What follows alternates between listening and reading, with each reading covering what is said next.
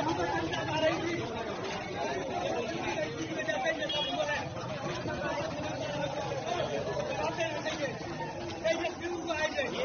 में थे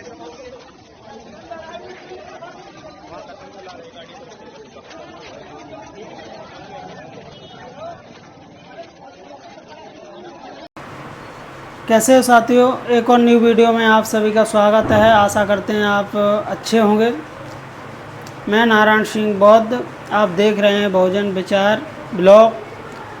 चैनल को हमारे को सब्सक्राइब और शेयर ज़रूर करें। आज बात करेंगे ट्रेंडिंग टॉपिक के बारे में। सोशल मीडिया पर जो ट्रेंडिंग टॉपिक है, कल से मैं देख रहा हूँ ट्रेंडिंग टॉपिक। एक तो चंद्रशेखर भाई का जो संसद में काफ़ी मुद्दों, समाज के काफ़ी मुद्दों को लेकर जो उन्होंने संसद में आवाज़ उठाई, उनके बारे में बात करूंगा। और एक मुद्दा और है जो साकार विश्वहरि थे, आप जानते होंगे, जिन्हें भोले बाबा के नाम से भी जानते थे, उनको लेकर एक चर्चा करेंगे। उनके सत्संग में बहुत बड़ा हादसा हुआ है। क्या हादसा हुआ है ये आपको आगे जानने के लिए मिलेगा। पहले हमारे चैनल को सब्सक्राइब और शेयर कर लीजिए, कर दीजिए, ताकि आपको नोटिफिकेशन आसानी से मिल सके हमारे वीडियो जैसा ही मैं डालूँ। तो साथियों बने रहिए वीडियो में और सब्सक्राइब कर लीजिए। तो साथियों पहले बात करूँगा मैं जो साकार विश्वहरि का जो सत्संग चल रहा था उसके बारे में। पहले आप ये थोड़ा वीडियो देखिए, क्लिप देखिए, क्या मंजर है।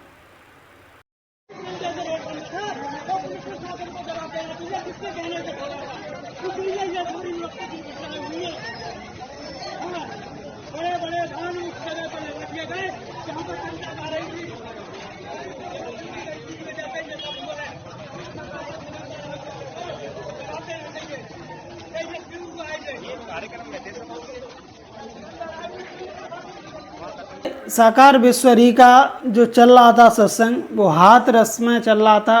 कोई गांव था, वहाँ चल रहा था। जब ये विश्वहरि का सत्संग चल रहा था, चलने के बाद जब बंद करते हैं तो आपने अक्सर देखा होगा, अगर उनके सत्संग में गए होंगे या और बाबाओं के सत्संग में गए होंगे, तो काफ़ी जनता उनके पीछे भगती है। तो कल का मंजर क्या था, जैसे ही साकार विश्वहरि ने जो अपना प्रवचन समाप्त किया और वे गाड़ी में बैठकर चल दिए काफिले के साथ, उनके पीछे इतनी जनता भागी, लाखों में संख्या थी वहाँ पब्लिक, तो हजारों में उनके पीछे भागी। भगदड़ में क्या हुआ, उनके पीछे भागने से ये तो जांच का विषय है, जब जांच होगी तब मालूम पड़ेगा। हमारे संज्ञान में आया है, जहाँ तक तहाँ तक बता रहे हैं कि लोग उनके पीछे भागे। भगदड़ में लोग वहाँ गिरने से कभी उठ नहीं पाए। वो उनके ऊपर जनसंख्या चढ़ती गई और भागते गए।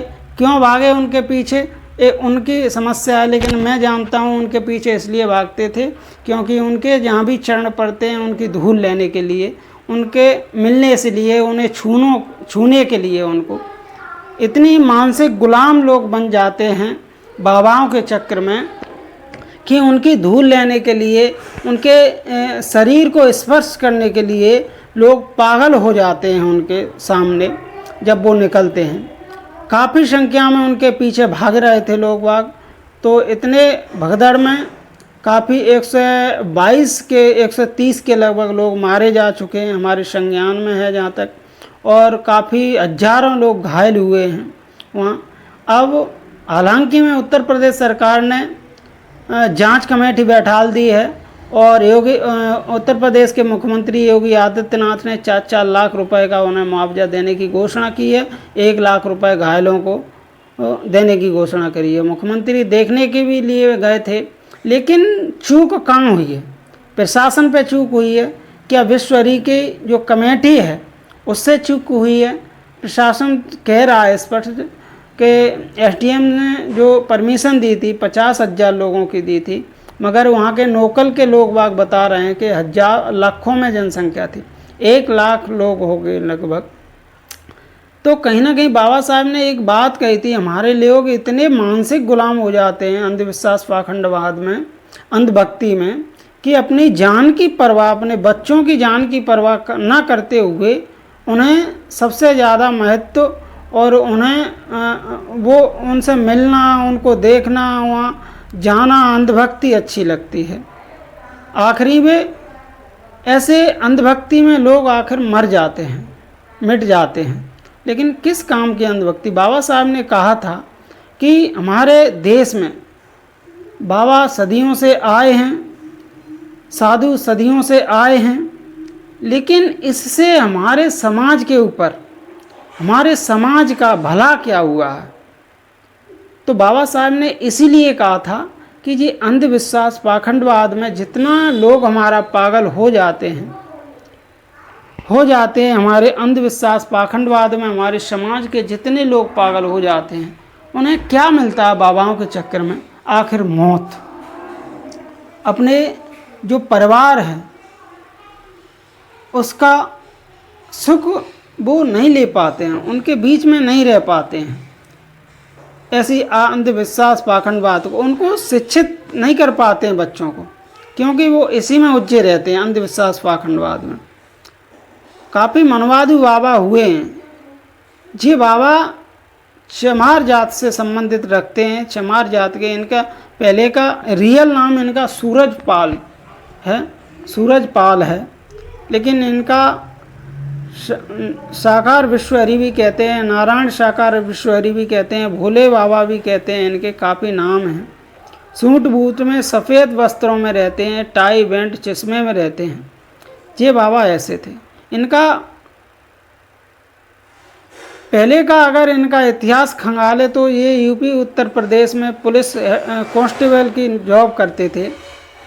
इन्होंने पुलिस की कांस्टेबल की जॉब क्यों छोड़ी बताते हैं, हमारे संज्ञान में आया है कि इन्होंने हाथ में कहीं कोई माया लगी थी, संपत्ति हाथ लग गई थी, पैसा धन दौलत हाथ लग गया था, इसलिए इन्होंने रिजाइन कर दिया था और सत्संग चालू कर दिया था। बताते हैं, हमारा ये हमारी सोच नहीं है ना, हमारी वो है, ये हमारी अपनी तरफ से हमारी शब्द नहीं है, ये जानकारी मिल रही है।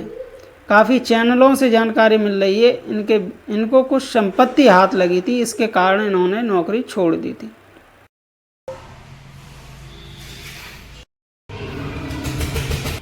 चंद्रशेखर भाई को लेकर चंद्रशेखर भाई ट्रेंडिंग में चल रहे हैं, और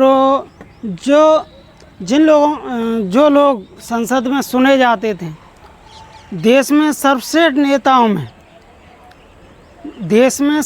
नेता जो सुने जाते हैं संसदीय टीवी पर, उनमें चंद्रशेखर भाई की गिनती आ रही है। और आप जान सकते हैं कि चंद्रशेखर भाई को कितने लोग सुनते हैं। किसी की उनसे वैचारिक लड़ाई हो सकती है, मगर चंद्रशेखर भाई को सुनते सब हैं, ये बात तो मानना पड़ेगा। क्योंकि राहुल गांधी, अखिलेश यादव से ज़्यादा एक दिन में 24 घंटे में चंद्रशेखर भाई को लोगों ने 7 लाख, 7.25 लाख लोगों ने सुन लिया है। सोचिए तो चंद्रशेखर भाई की कितनी पॉपुलैरिटी है। चंद्रशेखर भाई जब संसद में बोले तो काफ़ी विशेष मुद्दे, समाज के विशेष मुद्दों को लेकर 25 से 30 मुद्दे उन्होंने तुच्छ समय मतलब 7.25 मिनट में, 8.34 लगभग मिनट में उन्होंने 25 से 30 मुद्दे उठाए हैं, जो समाज के हैं, देश हित में हैं, जो बहुजन समाज के हित में है। सोचिए किस तरीके से कहोगे कौन कौन से मुद्दे उठाएं। तो आपकी जानकारी के लिए जितना याद है मुझे, नंबर 1 अग्निवीर का मुद्दा उठाया उन्होंने, पूरे देश का मुद्दा है। चीन का मुद्दा उठाया, चीन मुझे आंख दिखा रहा है, उसका मुद्दा उठाया। और उन्होंने बात करें तो 69,000 शिक्षक भर्ती थी जो उत्तर प्रदेश में घोटाला हुआ था, उस मुद्दे को उठाया चंद्रशेखर भाई ने संसद में। बात करें मुस्लिम समाज की एट्रोसिटी, जाति आधारित जो एट्रोसिटी होती हैं, उनको लेकर उठाया। मॉब लिंचिंग जो मुस्लिम समाज के साथ होती है उसको उठाया और काफ़ी मुद्दे उठाए उन्होंने। ST एक्ट में जो 2 अप्रैल 2018 को जो आंदोलन हुआ था उसको लेकर हमारे लोगों पर जो झूठी FIR हुई थी, अभी तक केस चल रहा है कोर्टों में। तो उन केसों को वापस, मुकदमों को वापस लेने के लिए संसद में चंद्रशेखर भाई ने मजबूत तरीके से आवाज़ उठाई। सभी जीतने पर चंद्रशेखर भाई ने सभी नगीना वासियों को, क्षेत्रवासियों का और सभी महापुरुषों का धन्यवाद कहा। देश स्वतंत्र हुआ, उसमें हमारे लोगों के पास धन धरती राजपाट में बंटवारा नहीं हुआ। हमारे लोगों को क्या मिला? आज भी 70 साल बाद जातिवाद एट्रोसिटी झेलने पड़ती है हमारे लोगों को। जब देश आज़ाद हुआ तो जिसके पास जितनी संपत्ति उसके पास उतनी ही रही। जो खाकपति था, रोडपति था, उसके पास कुछ नहीं था, वो वहीं की वहीं रहा। तो 70 साल बाद भी हमारे लोगों के साथ मूंछ रखने पर, घोड़ी चढ़ने पर और बॉडी को मरकटा में जलाने पर रोक टोक होती है। तो 70 साल बाद हमें क्या मिला? देश स्वतंत्र होने के बाद 70 साल आज बीत गई है, हमारे लोगों को क्या मिला? शोषण, आखिरी पे शोषण ही मिला। तो इस मुद्दे के साथ आंगनवाड़ी कार्यकर्ता, सहायिकाओं की मुद्दा उठाया उन्होंने। चंद्रशेखर भाई ने एक और मांग की थी, जो महार रेजिमेंट की तरह ही जो चमार रेजिमेंट हुआ करती थी पहले, फोर्स एक, तो उसको भी बहाल किया जाए दोबारा, वो बंद कर दी गई थी। काफ़ी ऐसे तरीके से मुद्दे उठाए और उन्होंने आखिरी अंत में कहा, ये देश किसी की बापोती नहीं है, जितना औरों का इसमें हिस्सा है इस देश में, उतना ही हमारा भी हिस्सेदारी है इस देश में। इसलिए भेदभाव, छुआछूत नहीं होना चाहिए इस देश में, ये बर्दाश्त कतई नहीं किया जाएगा। साथियों, ये वीडियो कैसा लगा आप कमेंट करके ज़रूर बता सकते हैं और हमारे चैनल को ज़्यादा से ज़्यादा सब्सक्राइब करें, शेयर करें और लाइक करें। जय भीम, नवोदय। मिलते हैं दूसरे वीडियो में।